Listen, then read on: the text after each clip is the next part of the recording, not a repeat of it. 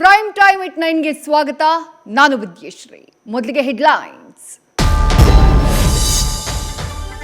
ಲೋಕಸಭೆ ಮಹಾಸಮರಕ್ಕೆ ಕೆಲ ಗಂಟೆಗಳಷ್ಟೇ ಬಾಕಿ. ನಾಳೆ 21 ರಾಜ್ಯಗಳಲ್ಲಿ 102 ಕ್ಷೇತ್ರಗಳಿಗೆ ಮೊದಲ ಹಂತದ ಮತದಾನದ ವ್ಯವಸ್ಥೆಗೆ ಅಧಿಕಾರಿಗಳ ಹರಸಾಹಸ.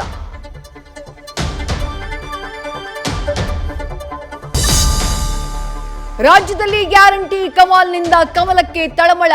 ಎಲೆಕ್ಷನ್ ಬಳಿಕ ಗ್ಯಾರಂಟಿ ಬಂದ್ ಅಂತ ಬಿಜೆಪಿ ಸರಣಿ ಪ್ರಚಾರ. ಜನರಲ್ ಗೊಂದಲದ ಬೆನ್ನಲ್ಲೇ ಗ್ಯಾರಂಟಿ ನಿಲ್ಲಿಸಲ್ಲ ಅಂತ ಸಿಎಂ ಡಿಸಿಎಂ ಢಂಗೂರ.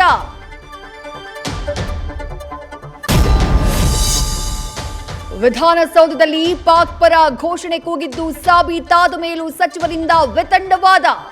ನಾಸಿರ್ ಹುಸೇನ್ ಬೆಂಬಲಿಗರು ಘೋಷಣೆ ಕೂಗೇ ಇಲ್ಲ, ಎಫ್ಎಸ್ಎಲ್ ವರದಿ ಇನ್ನೂ ಬಂದೇ ಇಲ್ಲ ಎಂದ ಸಚಿವ ನಾಗೇಂದ್ರ.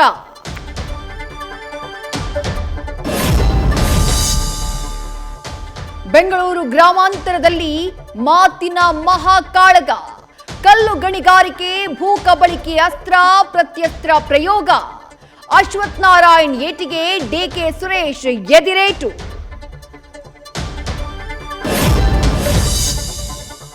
ಇವಿಎಂನಲ್ಲಿ ದಾಖಲಾದ ಮತಗಳನ್ನ ವಿವಿಪ್ಯಾಟ್ ಮೂಲಕ ಪರಿಶೀಲನೆಗೆ ಅರ್ಜಿದಾರರಿಗೆ ಬುದ್ಧಿ ಹೇಳಿ ಆಯೋಗಕ್ಕೆ ನಿರ್ದೇಶನ ನೀಡಿದ ಸುಪ್ರೀಂ ಕೋರ್ಟ್.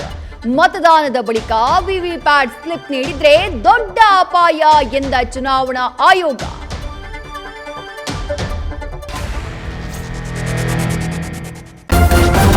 ನ್ಯೂಸ್ ಫಸ್ಟ್, ನಿರ್ಭೀತಿಯಿಂದ ನಿಮ್ಮ ಪರವಾಗಿ.